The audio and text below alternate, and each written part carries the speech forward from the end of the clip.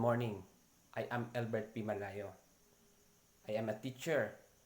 My topic for today is all about what is community-based participatory research.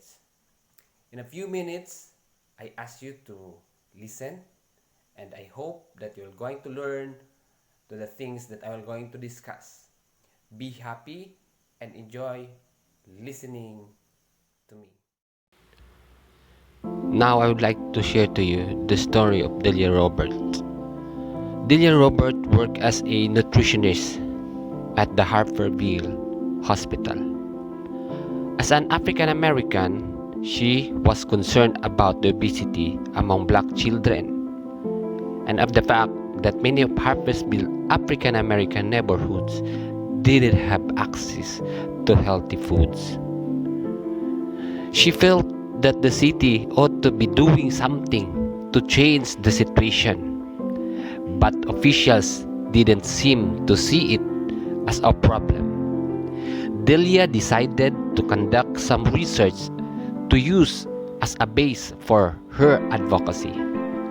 Delia realized that in order to collect accurate data, she needed to find researchers who would be trusted by people in neighborhoods. What if she recruited researchers from among the people in neighborhoods? She recruited doctor, administrator in the neighborhoods. 2 weeks after, she gathered the people, consist students, grandparents, and graduate students who can share their knowledge, especially in writing and reading and logging to the information that they needed. The group met several times at the hospital to work out how they were going to collect information from the community. Delia conducted workshops in research methods and in such basic skills as how to record interviews and observation. The group discussed the problem of recording for those who had difficulty in writing. They decided they would each interview a given number of residents about their food and shopping and eating habits, and that they would also observe people's buying patterns. As the data came in, within weeks, it became clear that the people in the neighborhood would be happy to buy more nutritious food, but it was simply too difficult to get it. They either had to travel long distance on buses, since many didn't have cars. They also have the perception that healthy food was much more expensive to buy. So now we have observed a scenario about an example of research or community-based research about the problem of obesity among the teens and people in Harpersville using the life of Delia Roberts as a leader for this kind of research. The group that Delia gathered now become a community-based participatory research team in that certain city. So they became popular. And then it happened that if there are any problems that occurs in that city or in that community, they always call Delia and team to conduct research. So that is now the story of Delia's all about. What is community-based participatory research?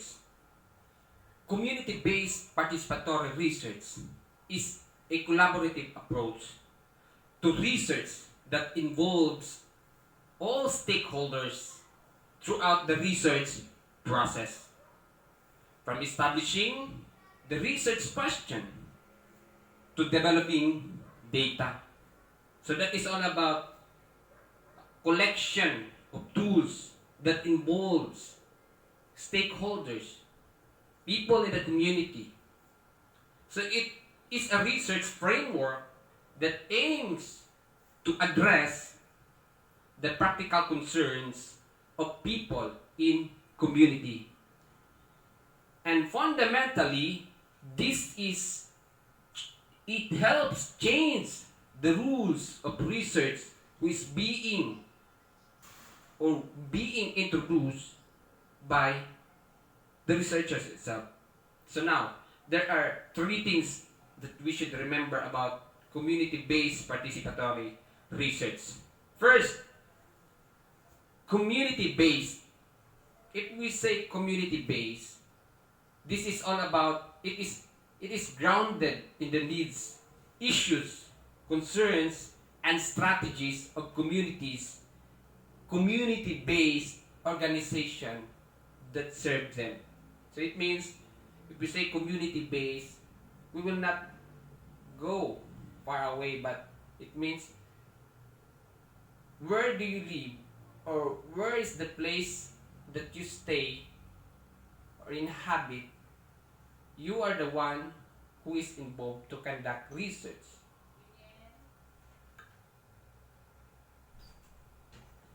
Second, participatory. If you say participatory, it means directly engaging communities and community knowledge in the research and its outcomes. No? From the words participatory, it means involving people from the community. Now, you are calling people to get involved because there is a problem that occurs that needs solution. Third, action-based.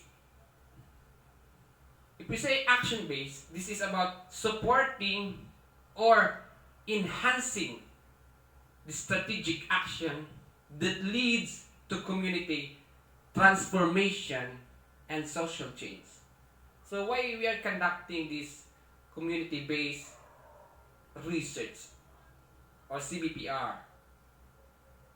Because we need a social change, we need a transformation.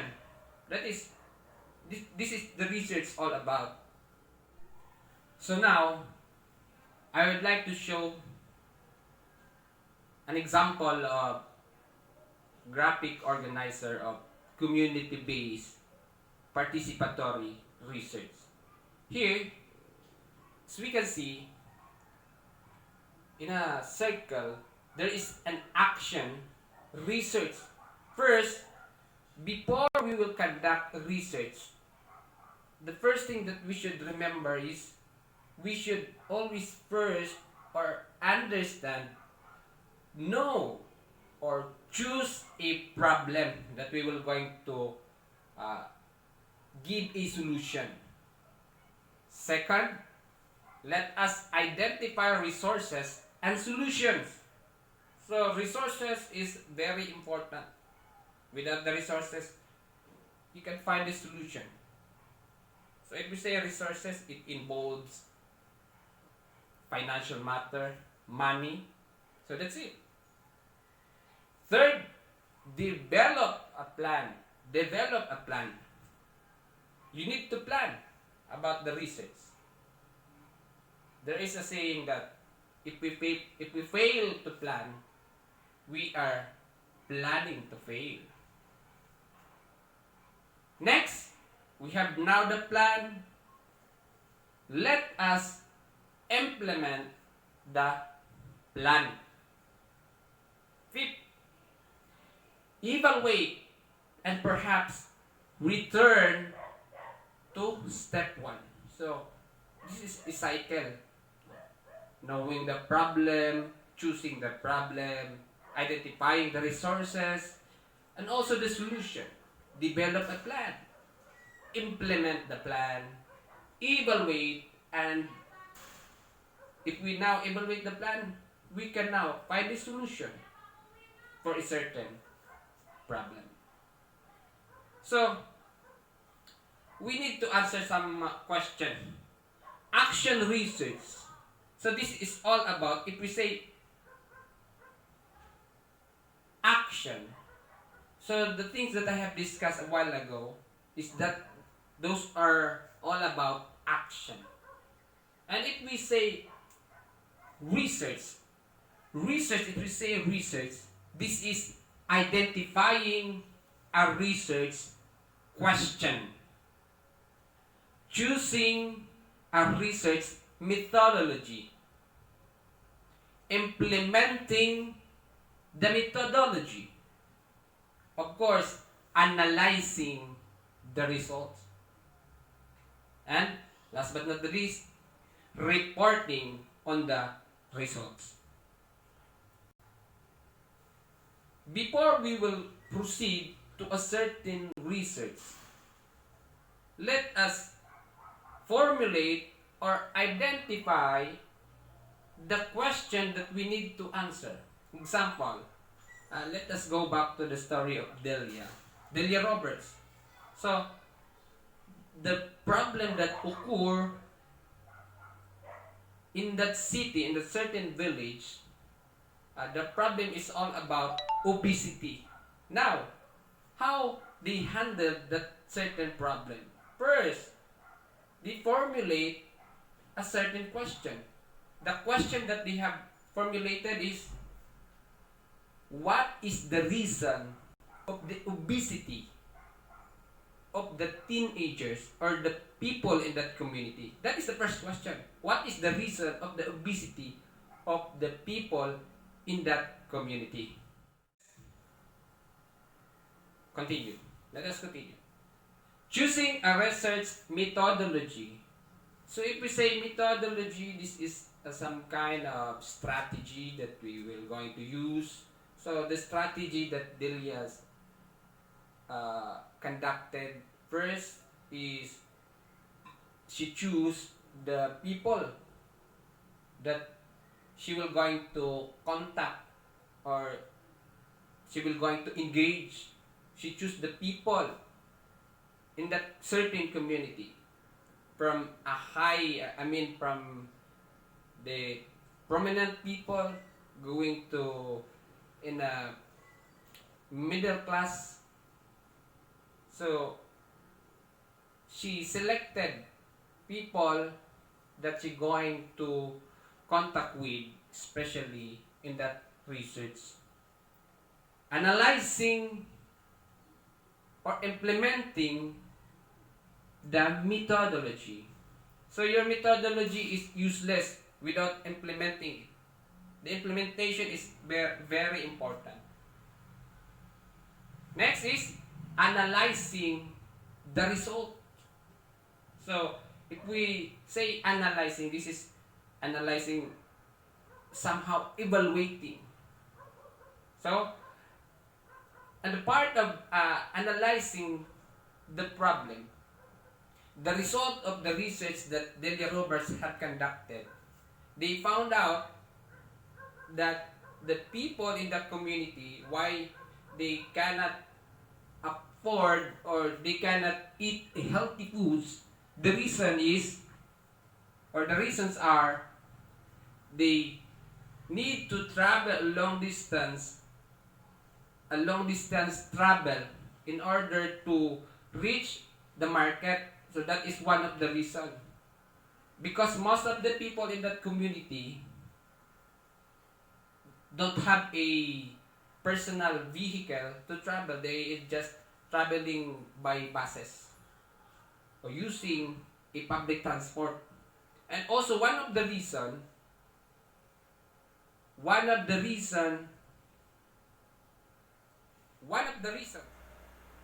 participatory. If we say participatory, this is all about directly engaging communities and community knowledge in the research process and its outcomes. So first, community-based. Next is participatory. Third, action-based. If we say action-based, This is all about supporting or enhancing the strategic action that leads to community to transform and social change.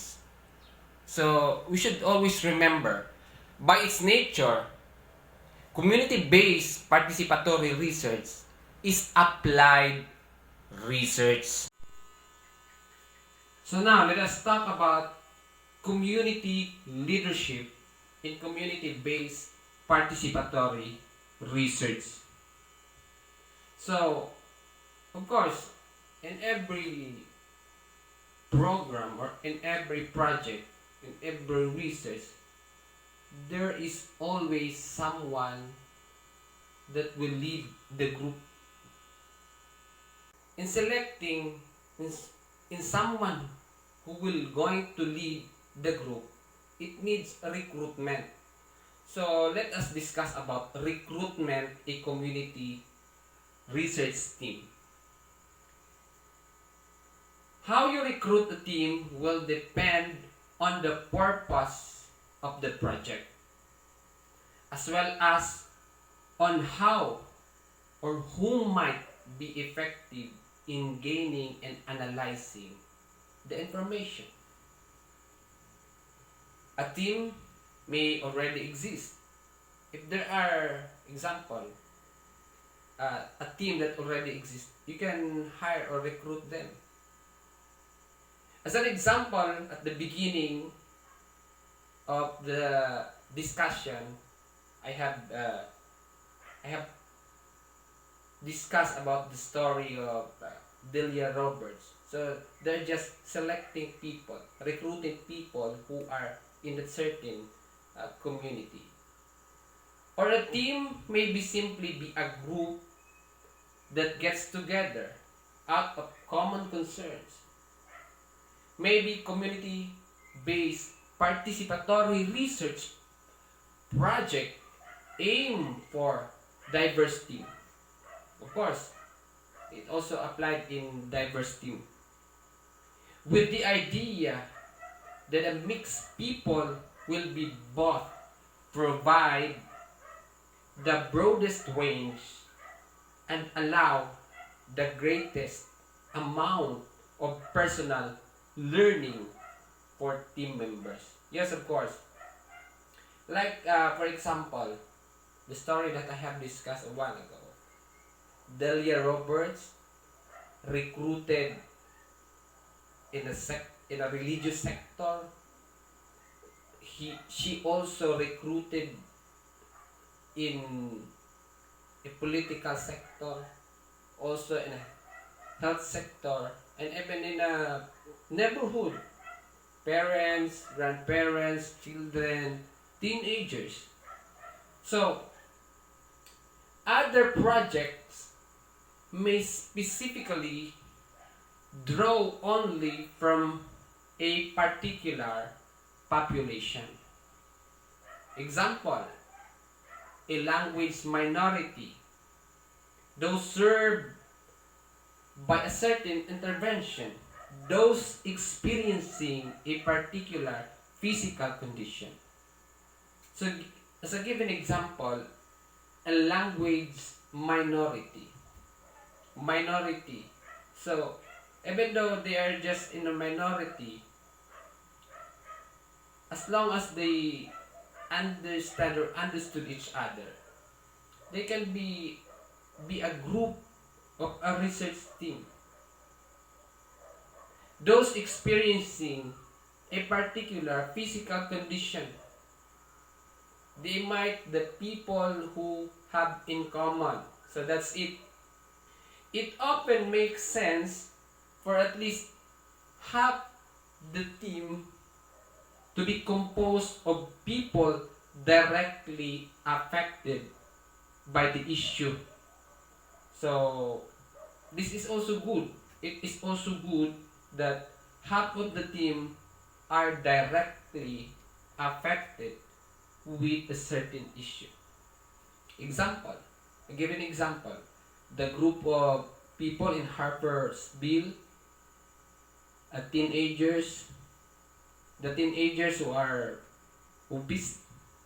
So we can hire them as a member of the research team. So what is the importance or what is the significance? Because those people who have this or are affected with the certain problem, they are the people can easily share their ideas on what's going on and how they can get it. Those numbers both assure good contact with the population. So the idea is half of the team should be composed of people directly affected by the issue.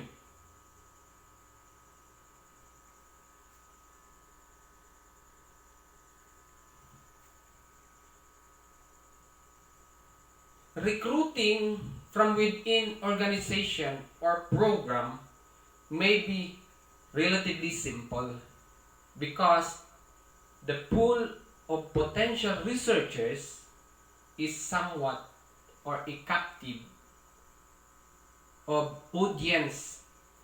You know where to find them and you already have a relationship with them. Recruiting from a more general population, on the other hand, it requires attention to some basic rules of communication. Of course, communication is very important in many things. If you don't have a good communication with your team, it may be a cost of failure or fall down of whatever project that you are planning. Funders. Funders for community-based participatory research consist of sometimes two. There are two funders. It might be private or government in interest in supporting community-based participatory research.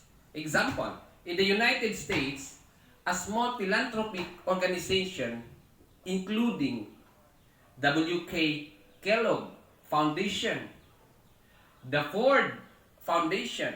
Here in the Philippines, we have Manny Pacquiao Foundation, Ronel Rivera Foundation, a lot of foundations that are supporting research, especially that the people who are benefiting the result are those people who are in marginalized level of status in life. In California, endowment, the public health institutes give 137 million. In summary, community-based participatory research is a process conducted by and for the people most affected by the issue or intervention being studied or evaluated. It has multiple purposes, including the empowerment of the participants, the gathering of the best and most accurate information possible, garnering community support for the effort, and social change that leads to the betterment of the community for everyone. As with any participatory process, community-based participatory research can take a great deal of time and effort. The participants are often economically and educationally disadvantaged.